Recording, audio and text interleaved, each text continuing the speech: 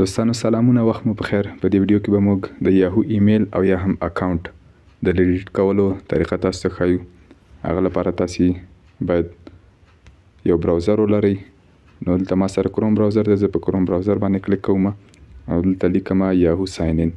یاهو ساین ان چې مو لیکه، بیا به دلته دغه لومړني اپشن باندې یاهو باندې چې مې کلیک وکړ، دلته تیاره په دغه براوزر کې زما د یاهو اکاونټ یا ایمیل خلاص دی. په دغه ځای باندې کلیک وکړم.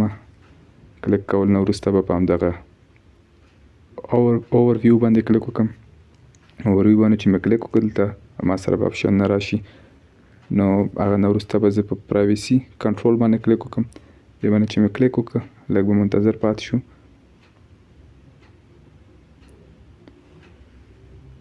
او هغې نه وروسته به دلته لاندې راشو، دلته لیکلي ډیلیټ یور یاهو اکاونټ.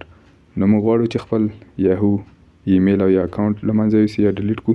موږ په دغه اپشن باندې کلیک وکړو. دې باندې چې مو کلیک وکړ، نو بیا به دلته لاندې په دغه ځای باندې کلیک وکړو. ځکه دلته څه معلومات دي چې in most cases your account will be deactivated and deleted from our user registration database.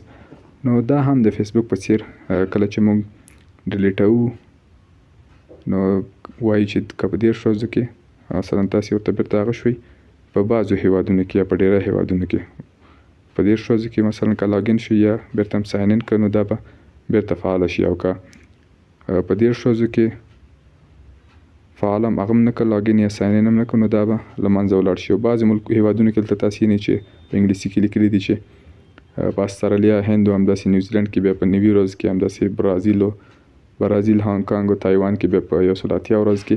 نو دا د هیواد هغه ته په کتو مثلا مختلفه هغې دي پالیسیانې دي، دغه ته په کتو مثلا ورځې ورته حق کړي دي. نو موږ فعلا په کنټینیو ډیلیټ مای اکاونټ باندې کلیک کوو.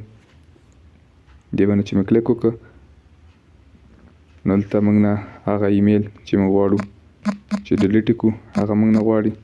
نو تاسې به هم همدا کوم ایمیل چې غواړئ ډیلیټ یې کړئ، دا به در سره ولیکئ.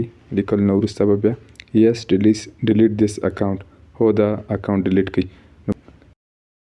نو دلته ولیکل your Yahoo account has been deactivated and will be permanently deleted after a waiting period.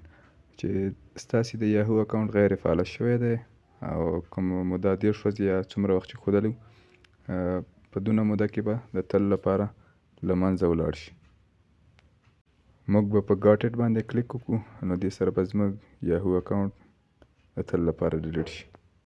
نو دا وه د نن ورځې ویډیو.